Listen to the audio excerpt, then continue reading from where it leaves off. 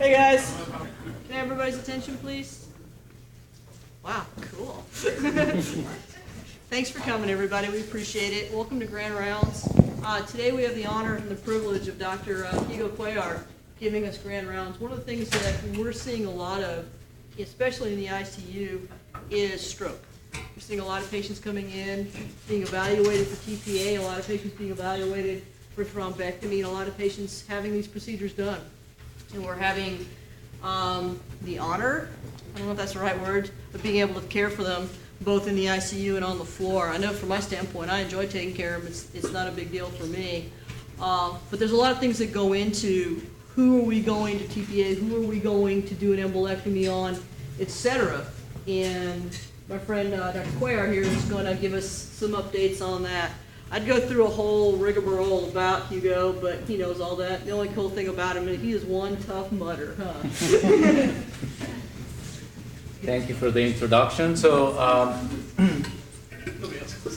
it's a pleasure to be here and to share this with you. I'm going to go over how we are triaging those patients, those stroke patients in the ED. So we'll look at some images, and then we'll end with what those patients need in the post-op in terms of blood pressure control, etc. And how are those patients different, because the TPA patients from the thrombectomy patients, and why. So this is my disclosures. Well, we know what an ischemic stroke is. When we talk about stroke, we need to differentiate if it's going to be ischemic or hemorrhagic. If you just say stroke, it could be either. So 90% of them will probably be ischemic, and that's what we see here. When those patients get back to normal within a certain period of time, within an hour, we call that a TIA, and that's because that little piece of clot was very, very small. It got dissolved on its own. The body took care of it, and the patient symptoms resolved. But it's a warning sign that is telling us that something's going on somewhere. And I can tell you that in our region, that somewhere is either the heart or the carotid artery. And most of the times it's the carotid artery. We see an awful amount of patients with complete carotid occlusions that at some point those patients, I'm sure, were at the stenotic point. They were probably having TIAs, nothing got done, that carotid just kept progressing and then eventually just closed down completely, which makes their prognosis a lot worse than if we catch them when there's a stenosis and we can treat that. So it's important that if you see patients with TIA, send them for a carotid ultrasound, please. That's important. The clots that come from the heart, AFib, we have a lot of those patients, but those are usually big clots. It's not going to be like a little clot. So the ones from the plaque of the carotid, those may be a little clot. The mortality is about 20% for ischemic stroke, with a 40% moderate to severe disability. And those numbers are flipped when we're talking about hemorrhagic stroke, where about 40 to 50% of those patients will die. 20% will be left with a moderate to severe disability, and only 30% will go on to have a normal life. This is what we use here in our hospital to differentiate the types of stroke. You may have heard about Dr. Stroke A or B or C. When we call in a stroke, we call in a doctor stroke. If the patient's an inpatient, the tricky part is knowing when the onset of symptoms was, because that's the differentiating factor about the A and the B. When we call a doctor stroke A, those patients are within 4.5 hours of onset or last known well, and those patients may be candidates for TPA because that's our timeline for TPA, 4.5 hours. Anything beyond that or any unknown onset, we're not going to give TPA.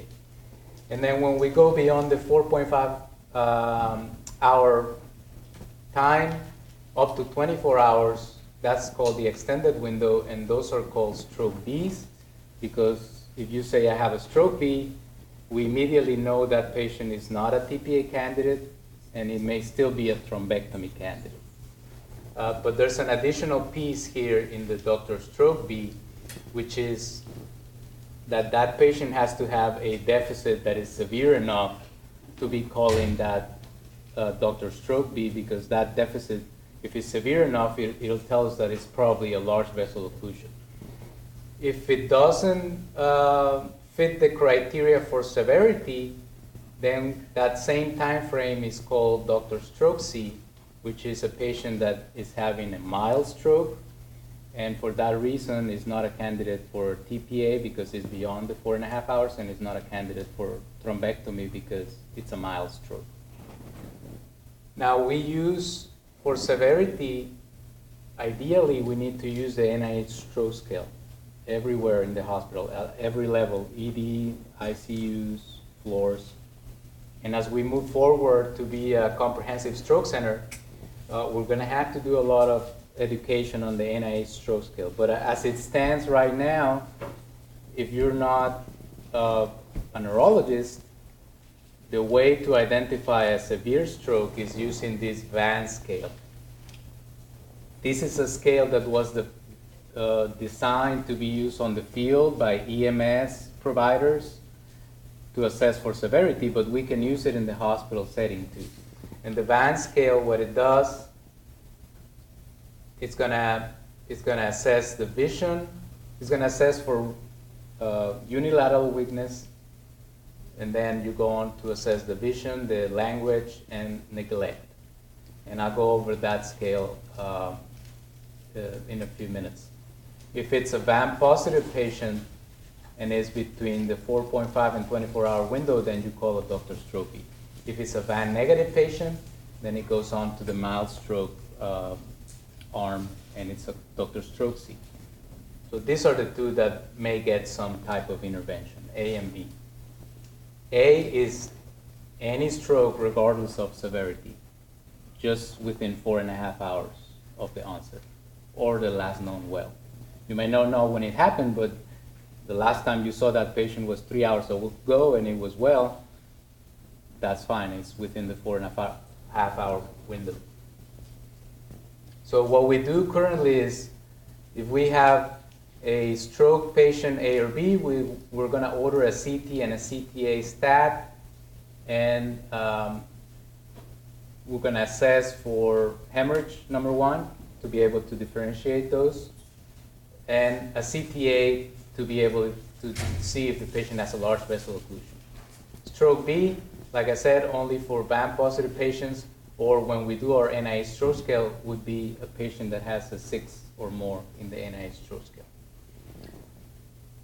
Sometimes we accept transfers, and that's a little different. So if the transfer is from a hospital in town that already did a CTA, so that patient is called, that patient comes in, and if the last CT is within 2 hours of the patient arriving here, that patient just goes straight to IR. Okay? If the hospital that is calling is a rural hospital and they don't have a CTA, they just have a patient that has symptoms, they did a CAT scan, there's no hemorrhage.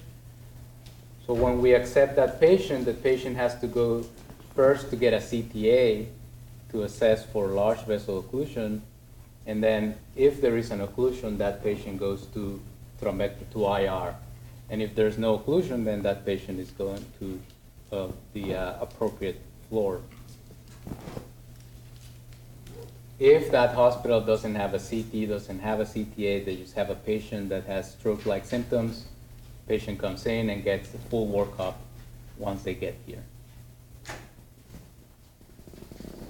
So that VAN scale, there's several severity scales for the field. You have RACE, that is like a mini NIH stroke scale, and you have to actually add certain numbers and come up with a number, and then depending on that number, it may or may not be a large vessel occlusion. LAMS, it's the LA motor scale is very, very easy, and the VAN scale also very easy, that doesn't need, so it doesn't need to add any kind of number. So we chose VAN statewide, the LEARN systems chose band as our severity scale. And it's very comparable when it's positive to an NIH stroke scale more than 6. It has a positive predictive value of 75% and a negative predictive value of 100%. So if you call it positive, 3 out of 4 times it will be a large vessel occlusion. If you call it negative, then it won't be a large vessel occlusion for sure. So that's the neat thing about that band scale. What you do first, and I think what you do first is always assess for arm weakness, and you're not going to look for the leg weakness, you're not going to look for facial drooping, just arm weakness. If the patient does not have arm weakness, it doesn't matter if the patient cannot talk or cannot move the leg. If they do not have arm weakness, that's the end of the exam and the patient is band negative. But if they do have arm weakness, then you go on to test the higher functions, and you can test the visual deficits for blindness, double vision, field cut. You can test language in any order. If the patient can't talk or can't follow commands, or you test neglect or hemisensory loss if the patient's only looking to one side, forced gaze deviation, or cannot feel one side. You test them in any order. As soon as you get one positive, that's the end of your exam. So you have arm weakness plus one positive symptom of the band. You don't need to go on to finish the whole thing. You just stop there and that patient is band positive. So that's why it's easy to do. Like I said, arm weakness plus one other symptom is band positive. If the patient does have arm weakness, but it does not have any other symptom of the vision, aphasia, and neglect, that patient is also band negative. Okay? And if the patient does not have arm weakness, it's also band negative. Let me see if this is, so this is a full exam, full normal exam. See if we have audio. Hello and welcome to VAN training. What we're going to do today is just go over a basic VAN exam. You'll also have the PowerPoint going through the different steps. So step 1 in the VAN is you basically just ask a person to hold up both arms like this with palms up for 10 seconds. 10, 9, 8, 7, 6, 5, 4, 3, 2, 1. Very good. So that's the number one thing. And that is the essence. If they have no weakness, there's no drift at all, there's no weakness where it comes all the way down, or if they're not flaccid, then you don't have to finish the rest of the exam. They're VAN negative. If they do have any weakness, whether it's a slight weakness, full weakness, or they completely come down, then you test vision. So what we do is we test 4 quadrants. Please look at my nose. How many fingers do you see? 1. How about now? 2. How about now? 5. How about now? 1. And that's testing the 4 visual fields. You see, you have them look at your nose and you basically test the 4 different areas. Right upper quadrant, right lower quadrant, left upper quadrant, left lower quadrant. And then you just have them look over, make sure their eyes are even. You're looking for uneven eyes. And do you have any double vision? No. Okay. And then So in the hospital, you may be able to do that. When we teach this to EMS, we just ask them to roughly ask the patient to look at them and move their hands if they can see one side, the other side, and that's it. I mean, they're not going to be doing the 4 quadrants. Or look at their eyes if they're forced gaze to one side, which is not part of the vision, it's part of the neglect, but that would be probably the first thing they see is that forced gaze deviation. test for aphasia. Aphasia is 3 different things. Naming, what's this? 1. What's this? 10. That's 2 objects, and then repeat after me. Today is a sunny day. Today is a sunny day. And then after that, you have them follow 2 commands. Close your eyes, open, make a fist, open, and you're done with the aphasia part. If they're positive in the aphasia, they either can't name objects, or they can't repeat, or they can't follow commands, then they're positive for aphasia. And the last thing is neglect. For neglect, you just look at them, you make sure that their eyes aren't forced all the way to the right or left. If they have forced gaze, look at my eyes, their eyes are forced all the way over like this, and they're not Looking towards the right. Yeah, I'm looking at you, and they're looking towards the left, or vice. Yeah, I'm fine. I'm fine. There's nothing wrong. My eyes are all the way over. So you make sure. And then the other test is you close your eyes. Tell me which side am I touching? Right. Which side? Left. Which side? Both. If they have neglect, they'll tell you only right or only left when you're touching both. So you do right, left, and both. And that is the entire VAN exam. Please feel free to contact us if you have any. So that's the entire exam. Again, you don't need to go through the whole thing. As soon as you hit one of those positives, then you can stop. And this is based on a patient that you're assuming was normal before, okay? If the patient has baseline weakness or baseline aphasia, then this is not for that patient. But if you have a patient on the floor that was normal a few hours ago, then you can test this real quick. And if you do not know if it's an A or a B, you just call for Dr. Stroke and that's it. So in the realm of acute ischemic stroke intervention, we're going to have patients that are less than 4.5 hours that are TPA candidates, and we're going to have patients that are thrombectomy candidates. There's going to be a subset of patients right here that it's within 4.5 hours that are candidates for both thrombectomy and TPA. And those are the ones that have a large vessel occlusion and they're within the time for TPA. If they don't have a large vessel occlusion and they're within the time, they're just getting TPA. And if they have a large vessel occlusion and they're beyond the time, they're getting thrombectomy only. And all those patients beyond the time that do not have a large vessel occlusion, then, or they have a TPA contraindication, they won't get any kind of acute intervention, hyperacute intervention. There's other interventions that come later, but we're not going to talk about those. So IV TPA is the fastest treatment that we have. It was approved almost or over 20 years ago for that 0 to 3 hour window, and it was extended to 4.5 hour windows in 2006 without any, it wasn't approved by the FDA, it was just a HAA advisory. And then this year, in January, the American Heart Association came out with new guidelines that made every patient between 0 and 4.5 hours a candidate for TPA. So there's no additional exclusions that were there before between 3 and 4.5 hour window. If a patient was diabetic, they were not a candidate. If a patient was over 80 years old, they were not a candidate. All those were lifted. So every patient less than 4.5 hours has the same criteria for inclusion.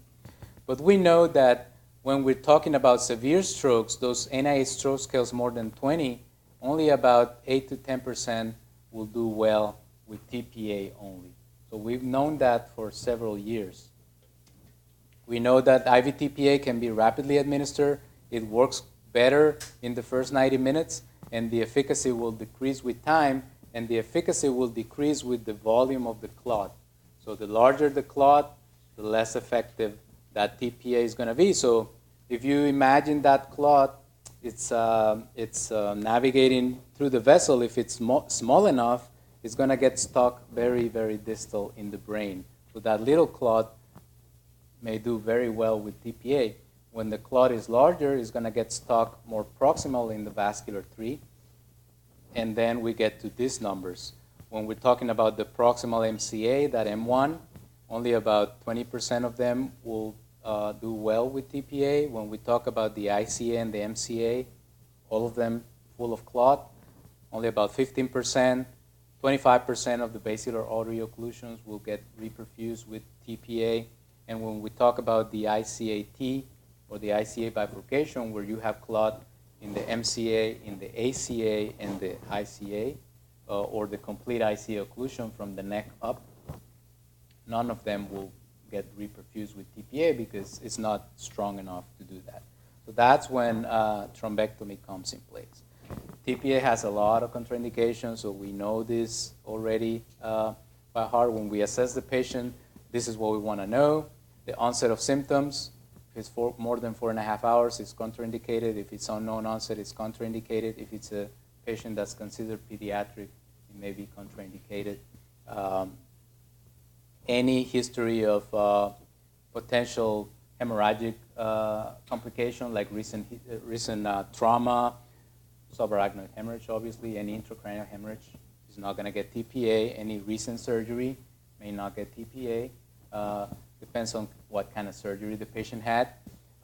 And our blood pressure parameters, if they're above 185 systolic, at that time that patient is not getting TPA, but we can take care of that blood pressure, bring it down to normal level, or bring it down less than 185, and then the patient gets TPA. So that's something fixable. Same goes with INR more than 1.7. They don't get TPA, but we can fix it and then get the TPA running. The first thing we're going to do is going to do a CAT scan to assess for hemorrhage, any intracranial neoplasm, and then we can see some indirect signs of a large vessel occlusion. The first sign in the CT scan is going to be the loss of gray-white matter differentiation and the sulci effacement. We can see that if that patient is less than 3 hours, we won't see that in about 70% of the cases. So most of the cases will be normal. When we get to that 6-hour window, about 80% of them will get that sulci effacement and that loss of gray-white matter differentiation. We can also look for a dense MCA sign. When you have a hyperacute clot that is blocking the MCA, that big vessel will look hyperdense, will look white. And that tells us that there may be a clot in there.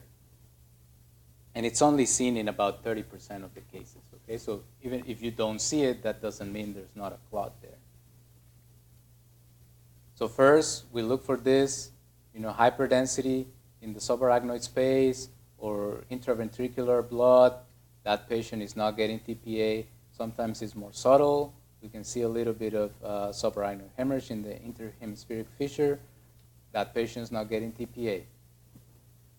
We can see this is the hyperdense MCA sign. We compare with the opposite side. So this is wider than the opposite side. And if you compare here, the sulci are a little tighter than on the opposite side. Okay, so the left side and the right side, it's a little different. So this is your sulci effacement. There's still gray-white matter differentiation, but they're tighter than the other side.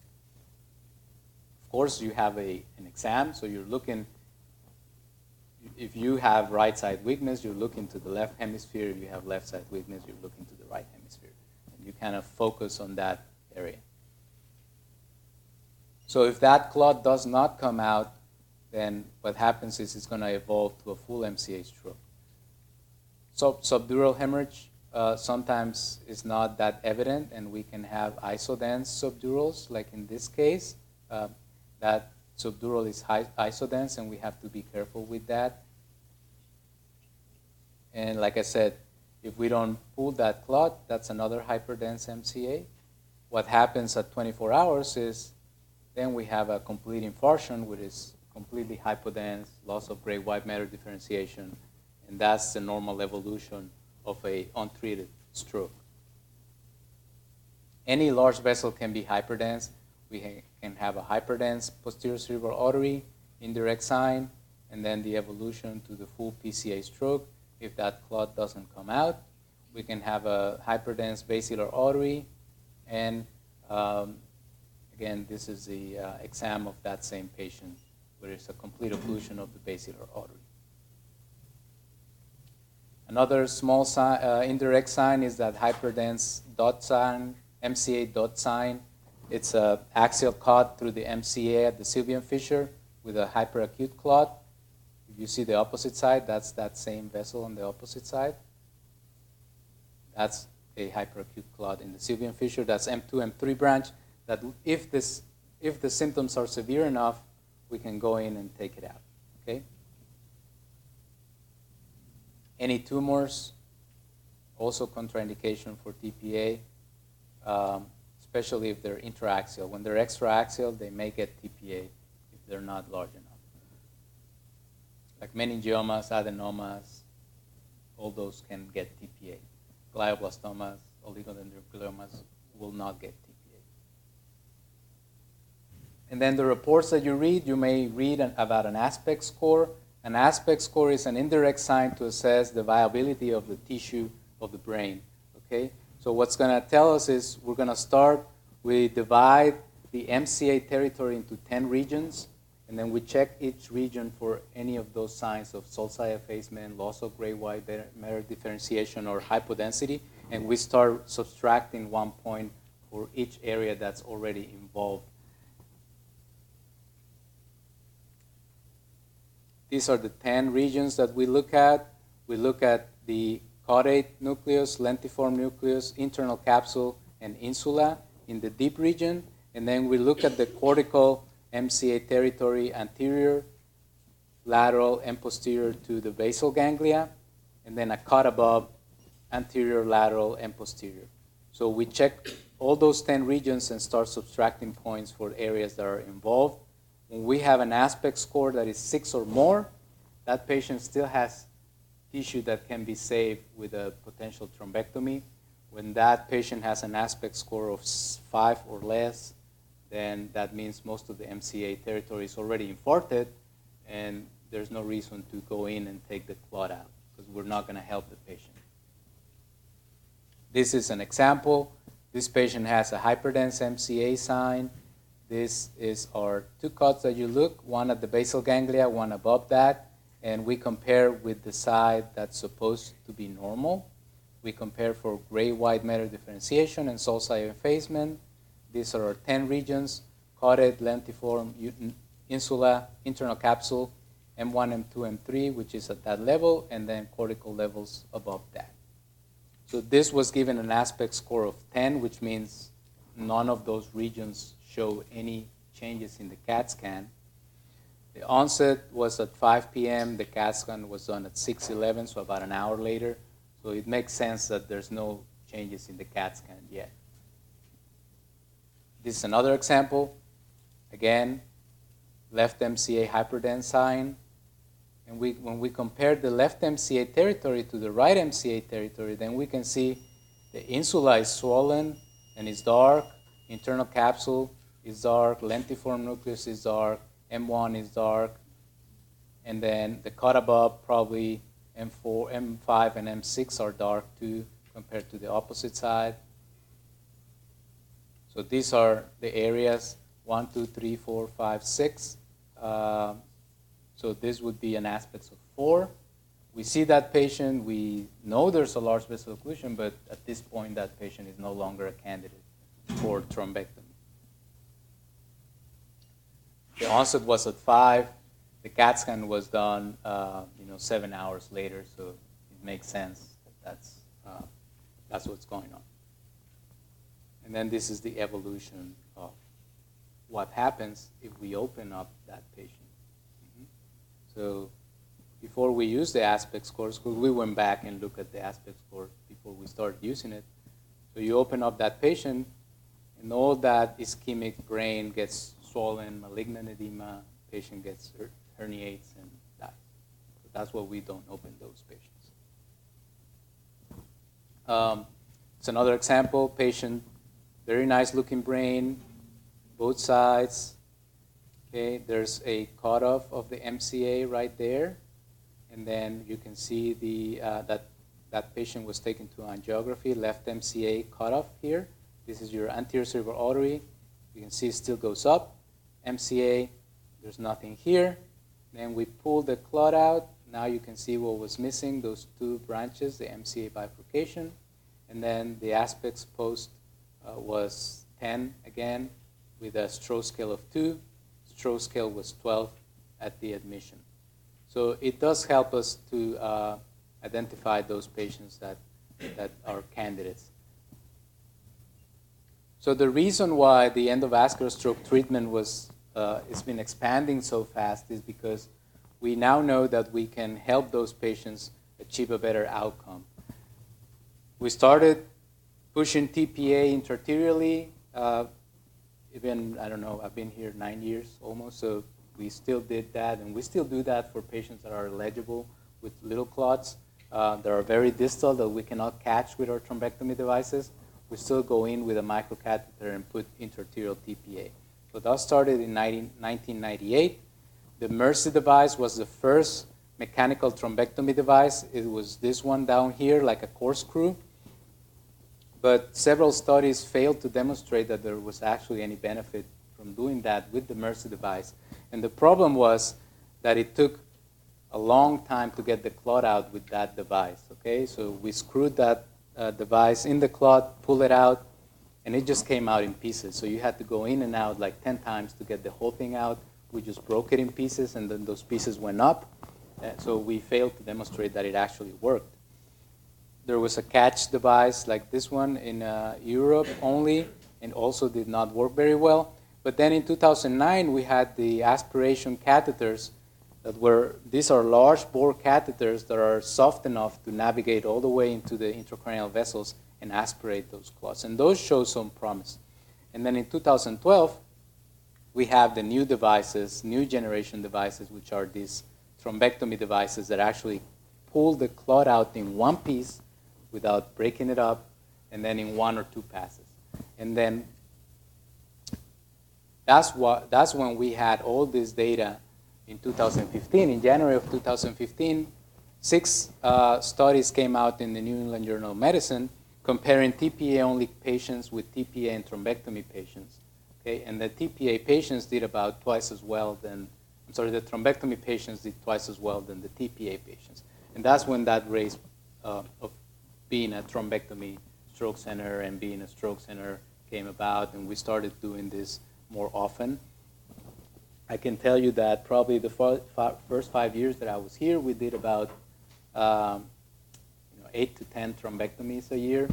Then in 2015, we did about 30. 2016, we did 35. 2017, we did 75. And this year, we're on track to do about 100, 120. So this data is kind of slowly spreading out and it's not just the patient education, it's also physician education. So all these rural hospitals are starting to identify these strokes and then sending those to the appropriate level. So what this showed, and this HERMES meta-analysis is just the 6 combined studies into one. So what they showed is that about, this is the control population that only got TPA, and these numbers 0 to 6 is your modified ranking scale. So modified ranking scale, 0, 1, and 2, the patient is independent. Okay, 0 is no deficit, 1 is mild deficit, 2 is a little more noticeable deficit, but the patient still can carry on with the normal activities without any help. Then 3 is moderate disability. They actually need some help in their everyday activities. 4, 5, and 6 are severely disabled. 6 is dead. So the primary endpoint is independent living at 90 days. So modified ranking scale less than 2. Control population, only about 26% of those achieved independent living. The intervention population, about 46% of them achieved independent living. So it was obvious that if you had a large vessel occlusion and you had thrombectomy done, then you had a better chance of a good outcome. But just keep in mind that that number is 46% in the best of the situation. So it's still less than half of them will have an independent life. The best way to have a good outcome is not having the stroke in the first place, okay? So it's not like everybody that goes to thrombectomy is going to do very well, no. It's just less than half. But it's still better than if you don't get the procedure done. Well, after we assess for hemorrhage with our CT scan, we're going to do a CTA at the same time. And then we're going to assess for that large vessel occlusion. And large vessel occlusion includes your internal carotid artery, your middle cerebral artery, anterior cerebral artery, or basilar artery, okay? In some instances, if it's the dominant vertebral artery, that may count. Remember, we have 2 vertebral arteries. If they're connected and one gets blocked and the other one is perfusing the posterior circulation, then we don't go in and open that one that is blocked. we can assess at the same time because we get a neck and a head. We assess for carotid stenosis, and sometimes we pick up on aneurysms or AVMs, okay? So this is a CAT scan. Okay, so we look at the carotids, we look at the vertebrals here, carotid vertebrals. We scan that real quick. Then we see there's plaque in the right carotid, and there was a stenosis there. And then that carotid is going to go away. This is the left side, then the right side starts to go away. There's no contrast there. When we get to the Petrus segment, there's no contrast. So this patient had a complete ICA occlusion, and we get to the MCA territory, and if you caught that, that patient had an MCA ICA occlusion on that right side. And then we can do coronal images. Here you see this is a different patient. On the right side, big MCA, fully open. On the left side, big clot in the M1 segment. This is the angiogram of that same patient.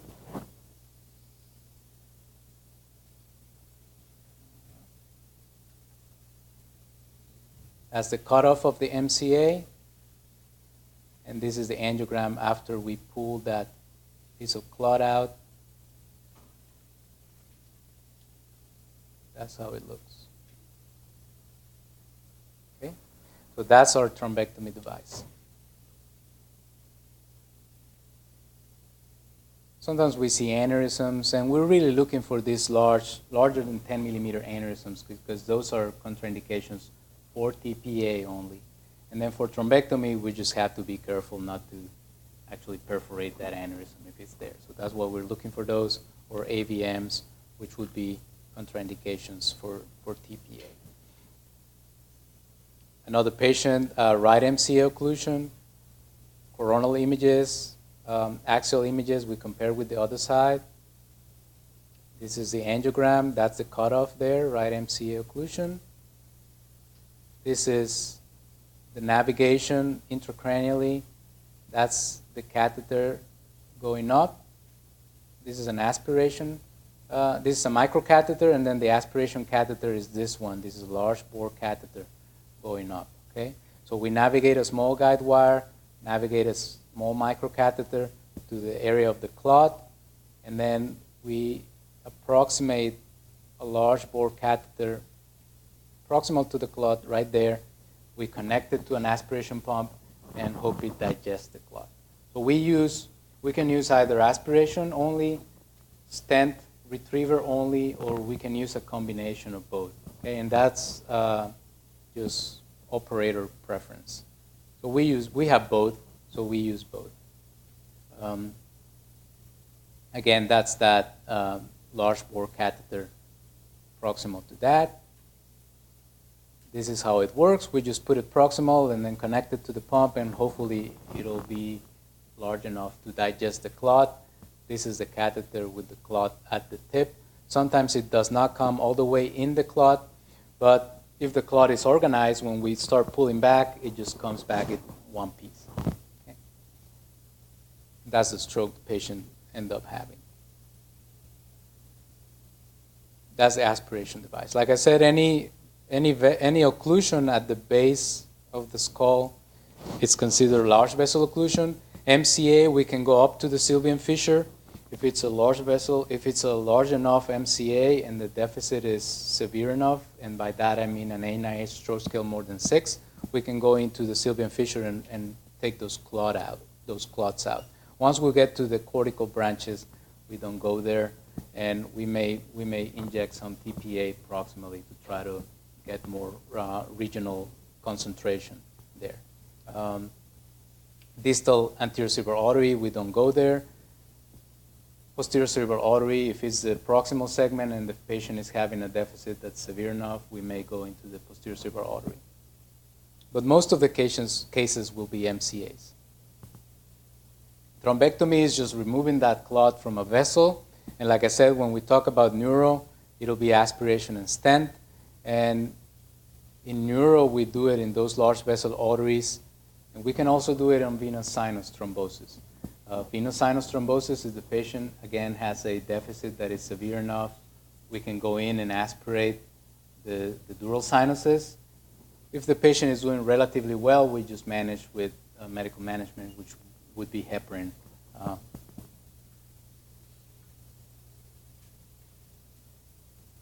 We can access, to do the thrombectomy, we can access the groin, we can access the radial artery, the brachial artery, or we can access the carotid artery directly. We navigate a small wire, then navigate a big guide catheter into the vessel that we want to actually open. So we navigate that big catheter over a small wire into, in this case, the left internal carotid artery.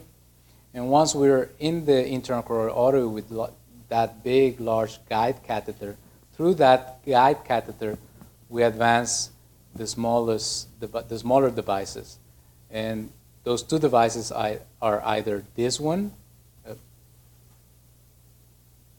which is a stent retriever. It's a stent that is self-expandable, and it's attached to a wire that comes out the groin or the arm. We advance a microcatheter past the clot, then we push that stent through the microcatheter. The stent has radial force, and it'll tend to cut through the clot, like so here. We wait 3 to 5 minutes for that stent to fully expand, and once it's fully expanded, number one, it'll immediately create a channel that's going to arrest the ischemia, and then we're going to have immediate reperfusion. And then number two, that clot will get intertwined in the mesh of the stent, so we can pull it out after about 3 to 5 minutes and hope that it comes out in one piece. 70% of the time it comes out in one piece, and the rest we may need to go back in 1, 2 times, 3 times. So it comes out like this. This is that big catheter in the neck, and then we pull it out. Or instead of advancing that stent, we advance that large bore catheter that I showed, and connect it to a pump, wait for a few minutes, and hope that it digests the clot. They both have advantages and disadvantages. After that 2015 update that showed that thrombectomy was validated up to 6 hours, early this year we had another update on the acute stroke management guidelines that validated thrombectomy up to 24 hours. We needed an additional piece of software or additional piece of imaging technique to assess those patients, and that was the CT perfusion. Okay? So we got that software called RAPID that gives us a map of the perfusion of the brain, and it tells us how much brain is still viable to save, so we can decide whether to go in or not and do the thrombectomy. So all those patients between 4.5 hours and 24 hours of onset that are BAM positive will get a CT perfusion like this one. The Dawn trial, basically what they did, randomized patients from 4.5 to 24 hours to the medical management, which was no hyperacute intervention. There's no TPA done at that time, no thrombectomy done. So it was just optimization of comorbidities and early rehab, or thrombectomy and then medical management. And they looked at the modifier Rankin scale at 90 days, and they found that the controls, the ones that did not get any intervention, had an independent living. 13% of them had independent living, 13% only, and about 49% of the patients that went to thrombectomy. So again, that 50% number on the thrombectomy side. So this plus this diffuse 3 trial that did the same thing, both validated that thrombectomy up to 24 hours, if there was still enough brain to be saved, was an option. Okay. When they compared the early window versus the late window, they saw that the good outcome stayed about the same. About 46% of the patients will do well, but they also saw that when you're in the late window, it was less patients that did well. And that's because these studies stopped at 6 hours. This went on to 24 hours. So some of these patients, if you do nothing, that stroke will keep growing. So it'll get more severe and more severe. So if you don't stop the ischemia, the core will keep growing, and that's why even less patients did well. And then some of these got TPA also. That's why some of this number is higher. None of these got TPA. So none of these got anything done. So basically the chance of having a good outcome, if you have a large vessel occlusion and you have no intervention done whatsoever, it's about 15%. So this was the new guidelines with level 1A recommendation that patients that are eligible for thrombectomy up to 24 hours should undergo thrombectomy. This is an example of a patient with a wake-up stroke, so we don't know when that happened, but the last time somebody saw that patient well was about 10 p.m. the day before. Patient was transferred from an outside hospital with an NIH stroke scale of 22 and a right ICA MCA occlusion. We see that hyperdense MCA. The brain, if we look at the aspects, it looks fairly well. The CTA shows the ICA occlusion. This is the perfusion scan that it shows in red. We have our core stroke, and that's defined by the cerebral blood flow less than 30%. This is what's already infarcted. This is the territory that's at risk.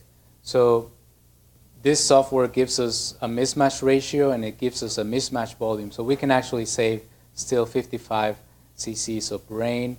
There's a 10 cc's core brain infarct.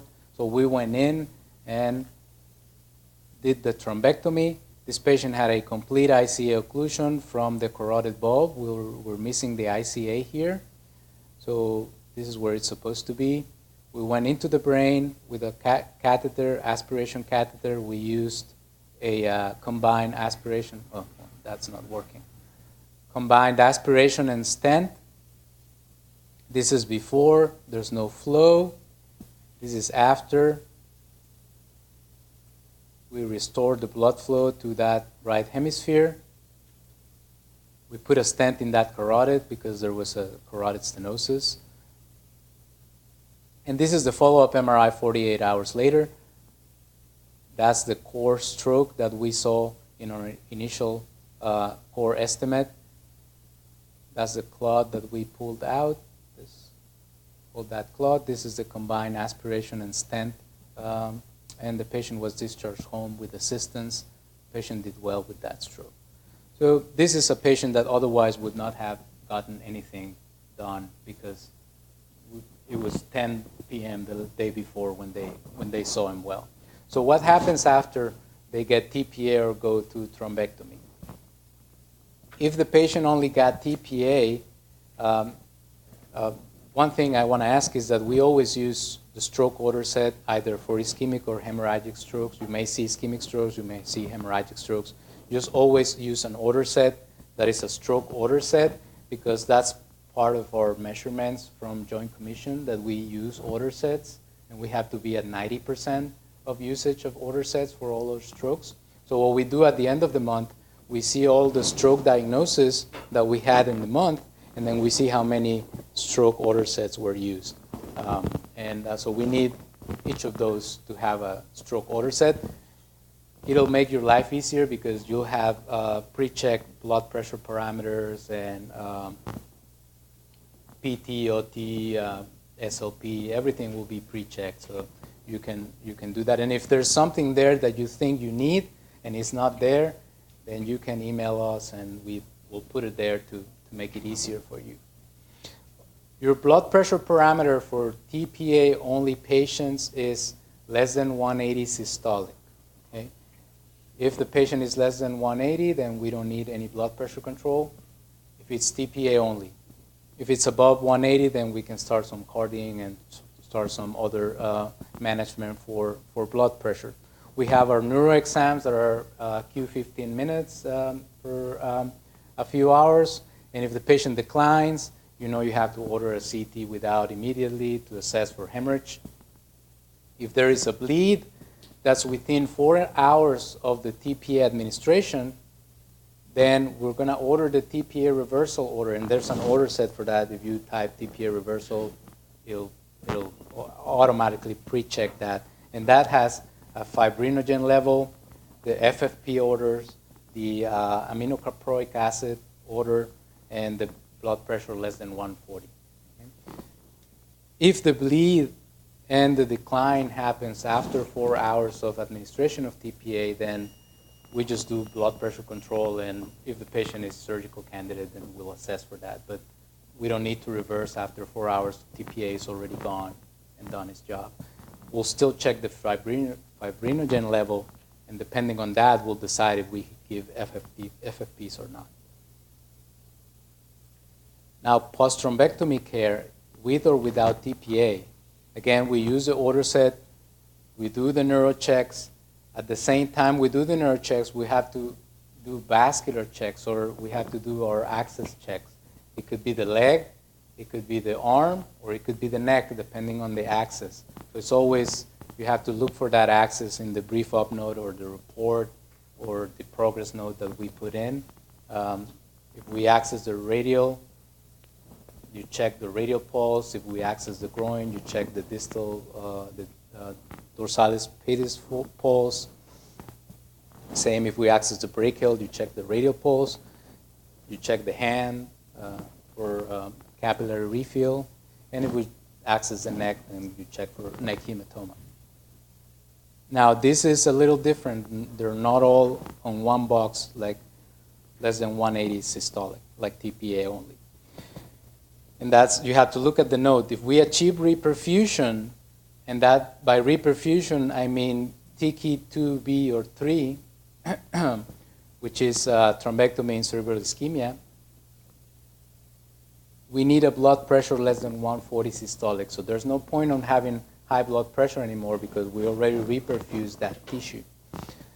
But if we do not have reperfusion, or is suboptimal reperfusion, then the same blood pressure parameter as TPA applies, which is less than 180. And we usually put in the note if we want less than 140 or less than 180, or if we did achieve reperfusion, but there's a high-grade MCA stenosis that we want to push some blood through that because we didn't put a stent, and so it's still stenotic, then that same blood pressure would apply, less than 180 systolic.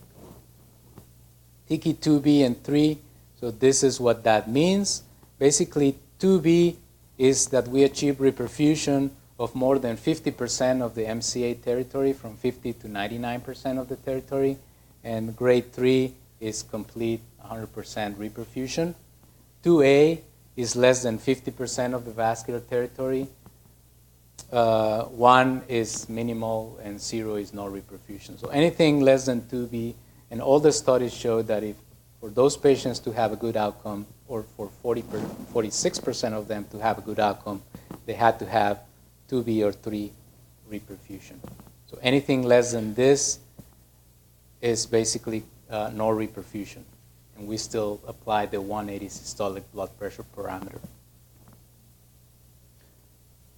We always try to send the patient from the angio suite to the CAT scan before they get to the unit. We want to have a non-contrast CT scan immediately after to assess for any hemorrhage that may be very small at the beginning, and if we catch it right there, we can reverse the TPA if they have TPA, or we can be more aggressive with a blood pressure parameter if we see those patients. Or there may be a hemorrhage, but the patient is doing very well, and then if we don't have that CAT scan, if the patient declines later on, we still see that hemorrhage. We don't know what that happened, so we need to have a time for that hemorrhage if it's there. There's a pitfall for that immediate CAT scan, which is a contrast blush post-reperfusion. When you have parenchyma that's already there, there's no bed, there's no capillary bed in that area, you're going to have contrast staining in the parenchyma. And that looks like hemorrhage.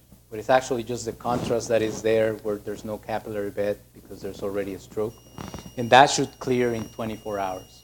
And that's why we do that follow-up 24-hour scan. But that's always intraparenchymal, okay? If you see contrast in the sulci, that's subarachnoid, so that contrast must have leaked out from somewhere, so that's subarachnoid hemorrhage. It may be contrast mixed with blood, but that's blood. So the contrast staining is intraparenchymal. It's not subarachnoid. Now, our anticoagulants are to be started 24 hours after the intervention, so that's after our second follow-up scan, so that's why we want that follow-up scan to make sure there's no macroscopic bleed. Unless we otherwise state it, sometimes we put an intracranial stent, and then we may want to start that anticoagulation a little earlier because we're concerned about that stent thrombosing, or we put a carotid stent, and we want to start that earlier too, maybe 12 hours, or we just wait to see the scan, or if the scan is completely clean, then I may start it even earlier than that. But if there's no stent, if there's no device left behind, we start 24 hours later. Either for AFib, anticoagulation for AFib, or carotid stenosis, or whatever we're going to do, we start after 24 hours. Another thing to keep in mind is you get a patient back, and usually if that patient has AFib or has a stent placed and we haven't started anticoagulation, or has a residual stenosis, that patient may be doing very well. They can still re-stroke in that 24 hours. So, and that restarts the clock. If that patient declines, treat it like a new stroke. If you have a patient that's almost baseline or almost normal, and then they go gaze deviation, hemiplegia, etc., treat that like a new stroke. So activate ductal stroke, you get CT, CTA, maybe the stent clotted, so we can go back in and declot it. Or if it's a stenosis, we left it open and then it closed back down, and so we can go back in and reopen it. Or if it's an AFib patient, maybe they sent another clot up. So just because the patient just had a thrombectomy done, it doesn't mean that we're not going to go back in and do it again if the patient needs it, okay? So we just, if the patient is doing pretty poorly and they just do a little bit more poorly, that's a different thing. But sometimes we have patients that go up to the unit, they're almost normal, and then sometimes in the middle of the night, they decline pretty badly and there's no hemorrhage, then that restarts the ischemic stroke clock. So we order a new CTA in those cases, and we reconsult the stroke team. So please use that stroke order set, and if you need something to make it better, you can email me or email Wandra Dallas, and we will put it in there. Thrombectomy is available for any eligible patient up to 24 hours, and blood pressure control is very important to minimize that hemorrhagic complication, okay? So that's if we reperfuse, we want that blood pressure less than 140. We don't need any high blood pressure anymore. That tissue is reperfused already and is vasodilated, so there's a risk for hemorrhagic complications. And again, just remember that a stroke patient can have a new stroke and restart the clock. This is an example of the things we pull out the brain, and if you have any questions.